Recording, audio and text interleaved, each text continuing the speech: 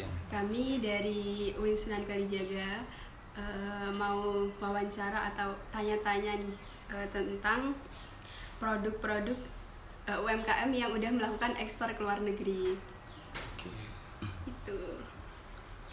Karena kebetulan kan kita juga udah dapat rekomendasi dari kakaknya teman kami, jadi mungkin kami ucapkan terima kasih sama Mas Hakim ya. Nah, Mas Hakim ini yang udah meluangkan waktunya untuk bersedia kita wawancarai seperti itu. Baik, untuk pertanyaannya mungkin bisa kita mulai. Mas. Iya, silakan. Tapi kita santai aja ya Mas. Iya. Saya santai aja. Oke. Jadi ini dulu aja Mas, gimana sih kok Mas Hakim tuh bisa kepikiran buat usaha ini, terus kok sampai bisa diekspor ke luar negeri juga? Ceritanya, awal ceritanya tuh gimana gitu? Kalau sebenarnya ini usaha keenam sebenarnya. Kalau fokus ke kayunya, dulu karena backgroundnya dari SMK kayu, SMK 5 mungkin kalau tahu SMK 5 Jakarta, belakang SGM itu. Terus setelah SMK itu kebetulan lanjutin kuliah di UNY. Kebetulan ngambil pendidikan seni rupa, fokusnya krianya kayu. Habis dari situ, setelah itu pemfokusnya itu setelah selesai kuliah itu benar-benar mulai, jadi kan pra pandemi sebenarnya. Karena ada peluang di situ. Awalnya cuman buat mebel custom kayak gini, kecil-kecil gitu. Terus akhirnya setelah selesai trennya balik ke alat makan. Ternyata alat makan sampai sekarang itu masih rame, dan home decor yang teman-teman lihat di sini kayak gitu. Baru ya sampai sekarang sih baru fokus, karena permintaan home decor sendiri sebenarnya banyak banget, terutama alat makan juga. Dan Indonesia tuh negara yang kebetulan bahannya itu dari yang sisa maupun yang ada itu banyak banget, dan itu peluangnya gede. Tapi sayang banget jarang dimanfaatkan. Jadi kita sebenarnya saya sendiri pengen ngenalin bahan-bahan terutama kayu-kayu lokal Indonesia, karena biasanya Indonesia tuh yang illegal logging itu tuh ngimpor ekspor diam-diam kayu gelondongan. Jadi mentah itu malah merugikan kita sebenarnya. Kalau udah jadi kayak gini biasanya nilainya kan lebih tinggi. Dari situ sih sebenarnya, karena di kuliah juga fokusku ke desain, jadi akhirnya itu jadi tambahan value buat naikin si produk ini sampai sekarang. Terus untuk produknya ini pakainya tuh kayu apa aja Mas? Kalau kita sebenarnya beragam kayu sih, cuman fokusnya sekarang ke kayu jati. Karena kayu jati di Indonesia tuh setiap lokality itu mesti beda warna, beda jenis juga. Jadi kayak di Gunung Kidul mesti warna kayunya lebih kecerah gitu, jati-jatinya. Terus kalau di Blora atau di Jawa Timur tuh mesti lebih gelap gitu. Sumatera juga lebih gelap. Gitu sih. Jadi beli bahannya itu bisa dari berbagai daerah gitu ya Mas? Iya, kita tapi konsen ke kayu-kayu yang tumbuh di Indonesia. Tapi sebenarnya masih di Sumatera Jawa. Untuk ekspornya ini udah ke negara mana aja Mas? Kalau ekspornya sebenarnya per tahun ini, berarti masuk 2023 ini Amerika, Arab, sama Korea sih. Tapi beda-beda. Jadi kayak Amerika itu biasanya ambilnya home decor kayak gini-gini. Terus kalau Arab itu kemarin lebih yang putih-putih kayak vas-vas pot-pot gede gitu. Mereka ambil kayak gitu. Terus Korea sama Jepang itu nggak banyak sih kuantitinya. Itu ambilnya alat makan kayak gelas, piring, mangkok gitu-gitu. Itu sih kita nyesuaiin ke habit negaranya masing-masing. Jadi desainnya juga menyesuaikan dari kesukaan dari sana juga. Ya.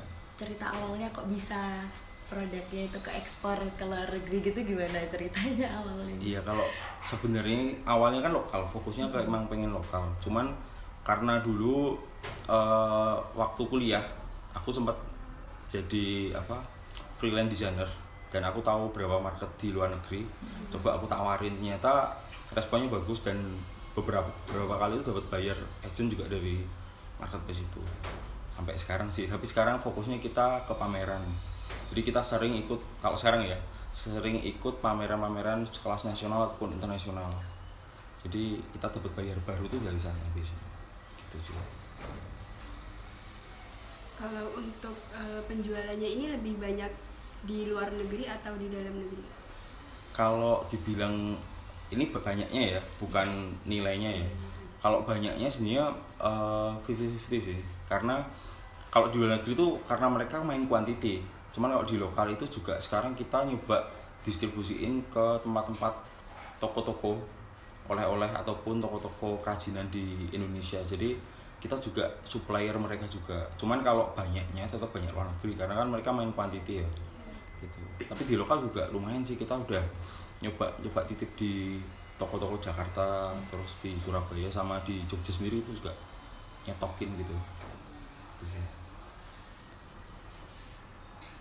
Untuk perizinan ekspor ke luar negerinya tuh apa aja ya, Mas? Kalau kita sendiri sebenarnya baru ada SPLK sebenarnya, SPLK kayu. Untuk legalitas kayunya itu namanya SPLK. Untuk legalitas kayunya kita belum, karena sebenarnya awalnya itu kita malah under name. Jadi kita fokus untuk yang ngurus persuratan itu bayarnya aja. Kita cuma produksi, bayarnya, ngurus apapun itu bayarnya kita limpahin. Tapi karena kita sudah mulai sadar, jadi kemarin sempat ngurus SPLK sih. Jadi itu yang paling basic lah SPLK. Nanti atasnya lagi ada lain-lainnya. Jadi untuk kerugian, misalkan ada kerugian di pengiriman itu yang menanggung tuh dari pihak produsen atau dari pihak buyernya? Kalau itu sebenarnya nanti tergantung kesepakatan perjanjian. Apakah nanti bentuknya LC atau FOB, ini kan ada lagi tuh perjanjiannya. Nah nanti kalau kita biasanya pakai FOB sih, jadi kita cuma nanggung sampai biaya ke dermaga aja. Jadi nanti setelah dari dermaga itu tanggung jawabnya si buyer. Rata-rata gitu sih, karena itu lebih aman, karena kita nggak mau jamin ketika di kapal nanti kayak gimana kan, kita lebih aman sampai pengantaran aja ke dermaga. Dermaganya kita lebih sering ke Semarang.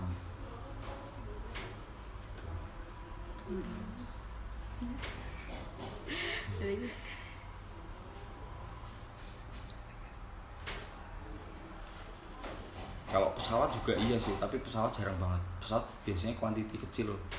Kalau pesawat tuh biasanya cuman kayak 100 pieces gelas gitu atau piring yang harus diminta cepat-cepat, biasanya kita pakai pesawat. Tapi itu tergantung bayarnya juga sih ya, permintaan bayarnya. Mereka mau pakai pesawat atau kapal itu tergantung mereka. Itu gimana Mas ngemasnya kalau Mackingnya ya? Iya, kalau mackingnya itu. Sebenarnya sebelum kemas itu sebenarnya ada proses lagi. Jadi kayak alat kayak gini, gelas ataupun piring kayak gini, ini harus melalui standar QC yang kita standar bayar juga sih. Jadi kalau kita mesti ada proses oven dulu sebelum pembuatan produk.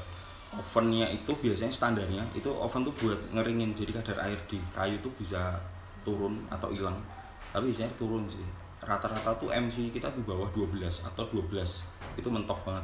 Nah, itu biar mengurangi pecah atau retak sih barang ketika di kontainer, karena kan suhu kontainer itu bisa naik banget, bisa turun banget. Apalagi ke Eropa tuh biasanya waktu di kontainer panas dibuka kan langsung suhu dingin.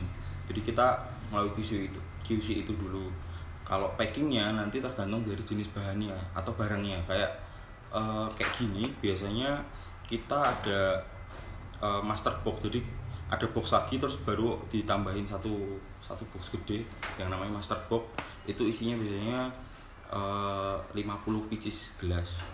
Jadi gelasnya dibungkus kardus dulu terus baru pakai dus gede lagi. Tapi kalau produk-produk kayak yang ada besinya itu biasanya kayak gini itu dipisah lagi sih. Jadi bubble wrap atau pakai karton kardus gitu. Beda lagi kalau ada kaca. Kalau kaca biasanya kita tetap pakai tambahan kayu gitu buat amanin gitu. Rawan soalnya. Karena kan sampai sana tetap ada sih barang yang rusak itu pasti. Jadi kita mesti jagain lah sebisa mungkin jangan sampai rusak biasanya itu sih. Terus perusahaan Mas Agung tuh ada kayak pesaing atau mungkin perusahaan kerjasama gitu? Kalau kompetitor banyak di Jogja, raksasanya banyak banget, gede-gedenya itu banyak banget. Aku tuh masih kalau Rakau sendiri sebenarnya mulai tahun 2021 akhir kalau nggak salah.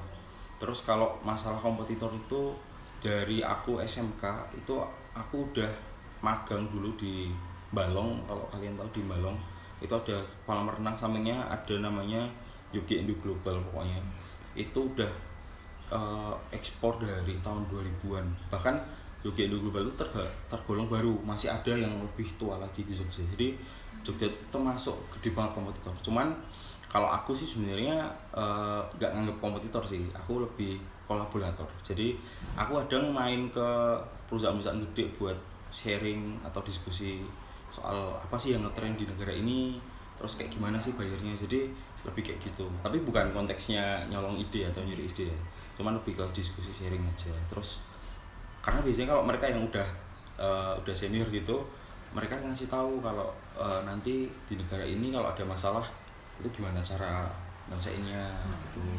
Jadi dapat masukan kayak gitu. Untuk kolaborasi sih sebenarnya ini produk ada 2 brand di sini sebenarnya itu, Rakau sama Laksa Idea. Kalau depan tadi, nah Laksa Idea itu sebenarnya fokusnya ke ini, fokus ke gede-gede ngendong-ngendong gitu, pas-pas gede gitu, itu fokusnya ke Laksa Idea. Tapi kalau tempatku fokusnya ke alat makan, cutlery gitu. Karena kalau dicampur itu nanti nggak fokus, kayak nanti bingung kan, katalognya akhirnya membuat sampai tebal banget dan orang tuh malas sebenarnya. Padahal di belakang ada produk bagus, kita kan nggak bisa makan. Akhirnya kita pisah jadi 2, jadi fokusnya ke cutlery, yang satunya fokus ke dekor. Gitu sih. Kalau kolaborasi mungkin lebih ke pengrajin ya, karena di Jogja itu pengrajinnya banyak. Kita sekarang ini kan yang kerja di sini masih harian, borongan lah istilahnya, nggak full time itu nggak, mereka bayarnya juga seminggu sekali. Jadi kita lebih sering kalau di Jogja yang bisa bubutin buat fast gitu, kita pasarin ke pengrajin itu. Jadi kita kayak ngesup ke pengrajin gitu, ngesup ke pengrajin gitu. Itu lebih efektif ketika memang belum gede perusahaannya, itu lebih efektif. Karena nggak mungkin kan kita harus nyicil pabrik, nyicil alatnya, nggak mungkin kan. Main ini sih, kalau kita mainnya main cerdas, jadi yang bisa didistribusiin produksinya kita distribusiin. Jadi kalau kolaborasi sama perusahaan lain mungkin lebih ke kolaborasi sama pengrajin itu, sama pengrajin. Bahkan sampai Blora juga, kita juga sampai bubut di sana sih, lebih murah soalnya daripada di Jogja tuh. Berarti produknya ini masih manual ya Mas, ibaratnya cara buatnya gitu. Kalau manual sih sebenarnya mesin dan handmade ya maksudnya. Karena mesinnya masih pakai mesin bubut, handmade-nya masih dibubut pakai tangan pengrajinnya langsung. Jadi mesinnya masih ada, handmade-nya masih ada. Tapi masihnya handmade sih, karena mesinnya dikit. Terus untuk pengerjaannya, misalkan untuk gelas ini Kak, ini tuh berapa lama sih? Kalau gelas ini sehari itu 100 pieces biasanya. Itu kalau pesanan banyak. Cuman kalau maksudnya pengrajinnya itu bisa sampai 100 pieces sehari. Cuman kalau per bulan itu kita nyetok nggak banyak sih. Kan ini ordernya biasanya cuman buat hampers atau kita titipin di bandaranya, itu kita titipin kayak gini. Jadi kita bisa banyak sih sebenarnya, bisa dikejar buat produksi banyak. Karena tadi kita masuk pengrajin, jadi kita bentuk ekosistem bareng pengrajin. Jadi ada bagian kalau sekiranya nanti kita butuh banyak, kuantiti banyak, gelas banyak, itu kita udah ada ngesup 5 pengrajin yang fokus ke gelas. Jadi mereka nanti langsung produksi bisa cepat gitu. Gitu sih. Terus untuk pemesanannya produk sendiri tuh dari pihak Masnya tuh udah ngasih sampel gitu, atau mungkin request dari buyernya gitu Mas? Kalau rata-rata sih beberapa produk emang dari buyernya sih.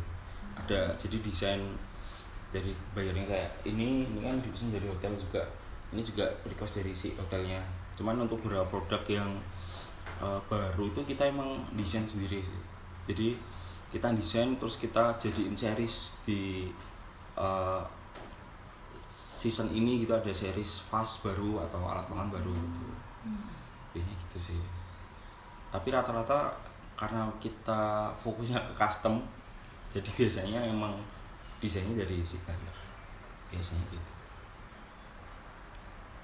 Inovasi paling cuman kayak home decor kayak gini sih, tempel-tempel gini itu biasanya dari kita. Manfaatin limbah itu biasanya juga. Tapi kalau apa ya, kayak vas-vas itu biasanya dari bayarnya sih, vas-vas atau mungkin yang tapi ada di sini sih, mebel-mebel, stool gitu biasanya dari bayar. Kalau mau ekspor itu kan ekspornya kan ke luar negeri ya Mas. Itu kurs mata uang itu sebenarnya ngaruh nggak sih? Ngaruh banget sih sebenarnya. Kalau kita sih sebenarnya seneng karena ada krismon sih ya. Karena kan kenaikan dolar banyak. Sebenarnya enggak sih. Maksudnya jangan sampai. Cuman kalau kita pengaruh banget. Makanya biasanya kalau kita cari aman tuh kita kasih nilai rupiah biar nggak gonta-ganti. Sebenarnya itu lebih aman. Tapi kan sekarang kayak Indonesia sih sampai sekarang kayaknya nyentuh 15.000 kan per hari ini kayaknya. Aku nggak tahu, cek lagi. Cuman biasanya kalau udah kayak gitu kita patokannya ke dolar sih biasanya. Tapi kalau kita main aman biasanya kalau Amerika kayak kemarin waktu perang Ukraina sama Rusia kemarin itu sedikit pengaruh. Jadi kayak Amerika itu bayar Amerika nggak mau ngambil resiko, jadi akhirnya kita juga patokan pakai rupiah gitu sih sebenarnya. Apalagi sekarang sebenarnya kita udah mulai pede sih pakai rupiah, walaupun gimana ya agak dikit. Tapi ada beberapa buyer yang emang minta dolar, tapi kita biasanya seringnya ngasih rupiah juga sih biar jadi patokan mereka. Terus untuk ekspornya sendiri itu ada batasan nggak sih Mas? Kayak Batasan, mungkin dari pemerintah atau dari jumlah? Iya, jumlahnya, kuantitinya Enggak gitu. sih, malah pemerintah senang kalau makin banyak ekspor, karena kan otomatis pajak kan juga bayarnya banyak ya. Pemerintah senang juga sih. Jadi nggak ada batasan. Bahkan beberapa mentor yang aku belajar tuh sebulan tuh sampai 10 kontainer tuh ada. Bahkan ada sih yang sebulan kemarin tuh hampir 100 kontainer. Itu ekspornya beragam ya, macam-macam. Kalau handmade kayak gini, home decor kayak gitu 5 kontainer tuh udah bagus banget. Kontainer yang 20 feet atau 40 feet itu 40 feet itu udah bagus banget sih 5 kontainer sebulan. Karena emang apa ya, kalau home decor atau handmade kayak gini tuh agak lumayan mahal sebenarnya. Mahal bagi mereka pun juga mahal. Karena kalau di luar kan kita rata-rata bukan buyer yang satuan gitu ya, atau retail tuh mereka langsung biasanya punya toko juga di luar. Jadi mereka kalau rata-rata buyer yang impor dari Indonesia, mereka tuh naikin produk tuh sampai 10 kali lipat biasanya, 5 atau 10 kali lipat biasanya. Jadi kayak ini di sini 100.000, di sana sampai 1 juta mungkin. Makanya mereka mintanya tuh ngepres banget biasanya. Itu rata-rata gitu sih. Mereka juga harus bayar pajak ke negara mereka, harus bayar ini tuh. Jadi kecuali mereka udah pengusaha banget ya, jadi mereka udah paham ngambilnya berapa. Kalau sebenarnya murah sih sebenarnya kalau jadi patokan ya. Cuman emang Indonesia mungkin beda segmen sih.